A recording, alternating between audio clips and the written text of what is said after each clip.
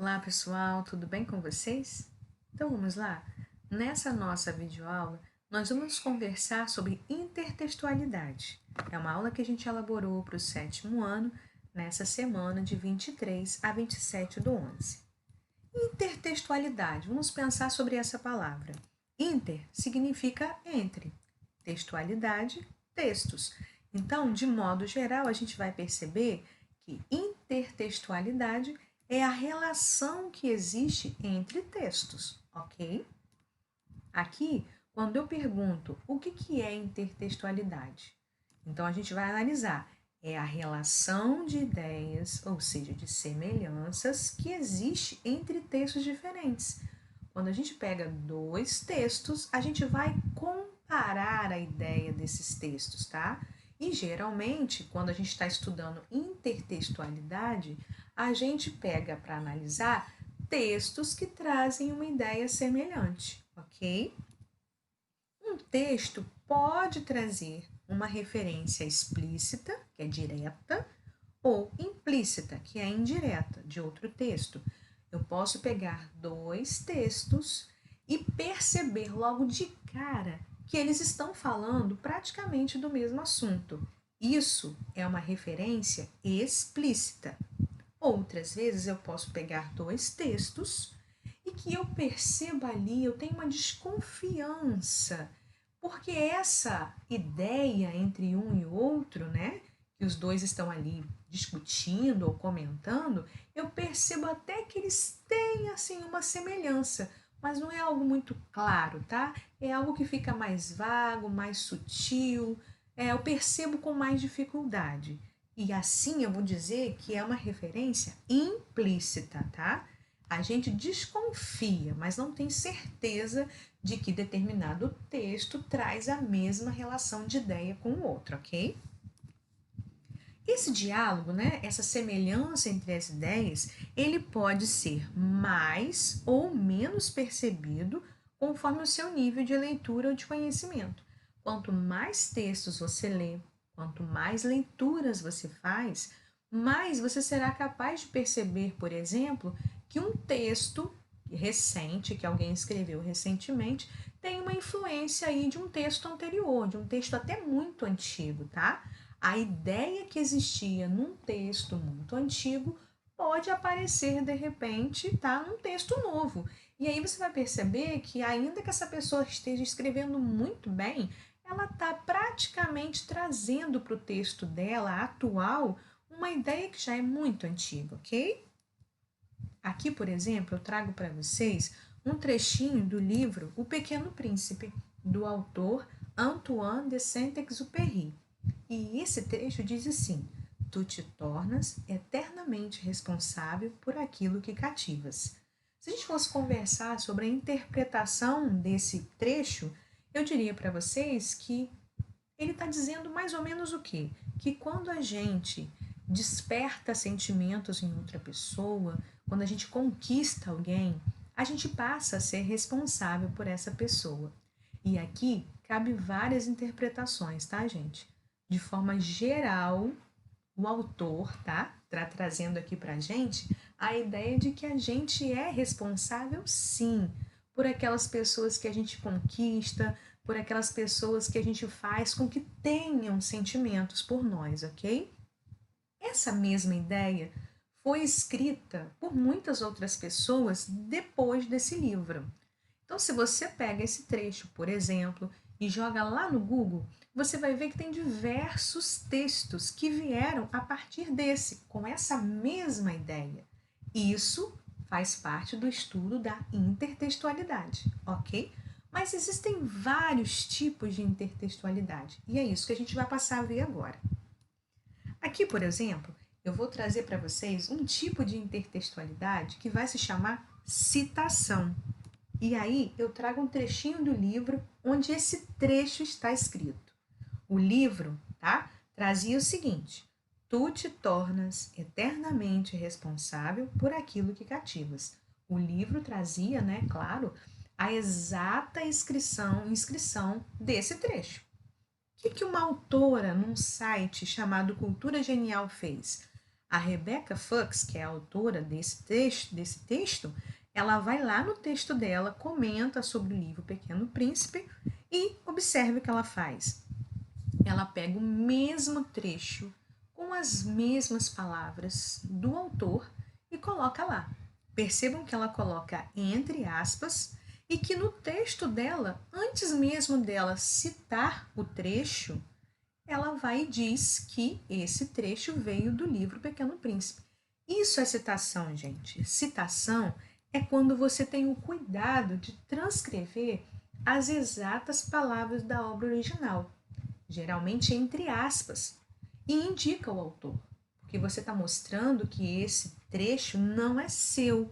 Então, você colocando entre aspas e você escrevendo o nome do autor ou da obra, como no caso ela fez, colocando ali o livro, né, O Pequeno Príncipe, ela está dizendo para você que ela citou o trecho original. O trecho não é dela e ela teve o cuidado de colocar entre aspas e colocar o nome do autor original. Então, isso é uma intertextualidade. No texto dela, ela coloca um trecho que é de outra pessoa, mas ela dá os devidos créditos a essa pessoa, tá? Ela não se apropriou desse trecho como se fosse dela, tá? O tipo 2 que a gente tem, o tipo de intertextualidade que a gente vai ver agora, é a paráfrase. Percebam aqui para mim um exemplo. Quando uma pessoa cria laços com outra, sejam de amizade ou amor, essa ligação se torna uma responsabilidade. Você tem de cuidar e alimentar a relação para que o sentimento não acabe. Percebam que esse texto também recebe a influência daquele mesmo trecho do Pequeno Príncipe, tá? Só que agora, o autor desse texto, tá? Ele faz o quê, gente? Ele reescreve a mesma ideia, só que usando outras palavras, ok? Ele não criou uma nova ideia, mas ele pegou a mesma ideia e escreveu de um outro jeito, tudo bem? Tipo 3, paródia. A gente conhece paródia de música. É mais ou menos isso que vai acontecer agora. Exemplo: tu te tornas eternamente responsável pelo conteúdo que publicas. Tá vendo aqui? Aqui ele usou a mesma ideia de que você é responsável por aquilo que você conquista, né, que você cativa, e disse que você também é eternamente responsável por aquilo que você publica, porque isso vai cair na nossa conta, a gente é responsável, a gente vai sofrer as consequências por isso. Da mesma maneira, outro texto agora recentemente colocou assim, estava circulando na internet. Tu te tornas eternamente responsável por aquele que eleges durante o período de votação aí. Também traz a mesma ideia, né, de que você é responsável por aquilo que você faz. E tu te tornas eternamente responsável pela louça que sujas. Ou seja, todos eles estão trazendo aquela mesma influência original de que você é responsável por alguma coisa. Só que a mensagem original que trazia a ideia de você ser responsável pelos sentimentos que você despertava em alguém, agora eles distorceram essa ideia original para brincar com o que ela trazia, com aquela mensagem. Então eles usam aí o mesmo contexto, a mesma situação da mensagem original, mas brincam com ela para passar uma mensagem que seja interessante para eles no momento. Tá ok, gente? Isso é paródia. É distorcer, mexer na ideia original, mas você percebe que é uma influência daquele trecho original. Só que a ideia aqui já é outra, tá? Já tem um outro propósito de brincar, ironizar, muitas vezes provocar humor, tudo bem? Vamos lá. O tipo 4, pessoal, que a gente vai chamar de alusão, eu vou trazer um exemplo para vocês perceberem aqui agora. A gente percebe nessa imagem que tem um pequeno diálogo aqui. Alguém olhou para o gatinho ali e disse assim: o que faz aqui? E na teoria aqui o gatinho estaria respondendo: você fez carinho em mim hoje na rua. Percebam que ali o gatinho está como quem está cobrando de você a sua responsabilidade. Você foi lá na rua, passou por esse gatinho despretensiosamente, fez carinho nele. Agora ele está ali cobrando o seu afeto, trazendo flores, digamos assim, e que você despertou um sentimento dele lá na rua, né? Ele tá apaixonado por você, digamos assim, então você é responsável por ele, agora leva para casa e cuida. Quase isso, te cobrando a responsabilidade desse afeto que você despertou nele naquele momento que você passou na rua e fez carinho nele. Então, a ideia se mantém a mesma. Concordam comigo? E outro exemplo: a maior covardia do ser humano é despertar o sentimento de outro sem ter a intenção de amá-lo. Ou seja, pessoal, aqui a gente tem dois textos bem diferentes. Não trazem as palavras exatas daquele primeiro trecho original do livro do Pequeno Príncipe, mas a essência deles, lá no fundo, você consegue perceber que eles estão falando da mesma coisa, tá? A relação aqui entre o original e esse texto ficou mais distante. E por isso que a gente vai chamar de alusão, porque alusão é quando você faz uma referência bem indireta, tá? Mais distante da ideia original, mas você ainda consegue perceber que esses textos estão influenciados por aquele trecho, tá? Aquele trecho original.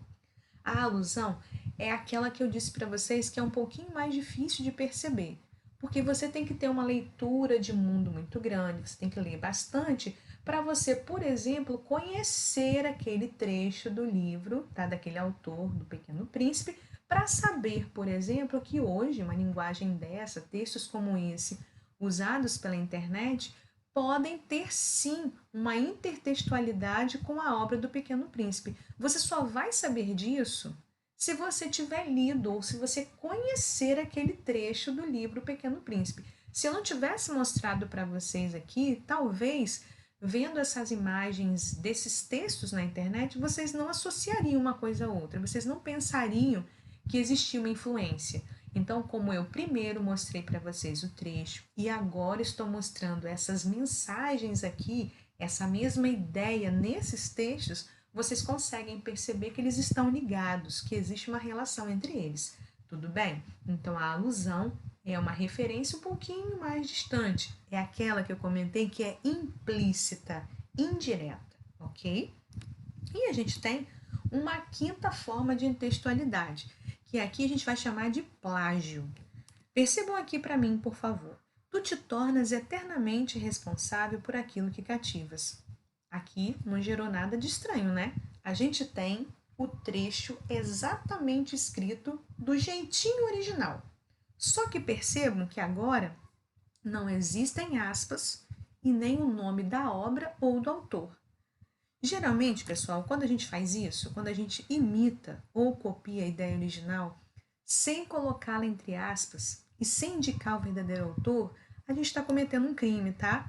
Isso se chama plágio porque você passa a impressão, tá, de que esse texto é seu, ou de que essa frase é sua.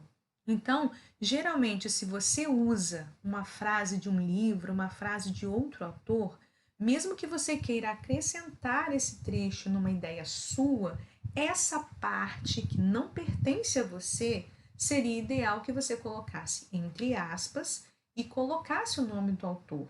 Então, para evitar o plágio, tá? Para evitar essa forma de intertextualidade que não é aceita, que é o plágio, a gente usa geralmente a citação, porque na citação você respeita o autor original e dá a ele os créditos do que ele criou, ok? Da ideia principal que é dele. Então aqui, pessoal, eu trouxe essa seguinte atividade. O segredo é não correr atrás das borboletas, é cuidar do jardim para que elas venham até você. Esta é uma frase de Mário Quintana. Aqui ao lado, eu trago uma outra frase. A felicidade é como uma borboleta.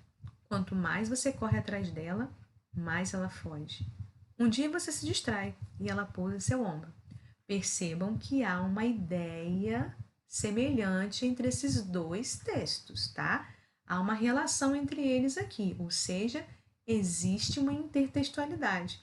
E aí eu peço que vocês, né, respondem a seguinte questão: qual é a relação de intertextualidade entre os trechos abaixo? Faça a correspondência. Você vai usar então aqui, né, uma numeração conforme a intertextualidade que ocorreu aqui. se for citação, 2, se for paráfrase, 3, se for paródia, 4, se for alusão e 5, se for plágio. Tá ok, pessoal? Muito obrigada!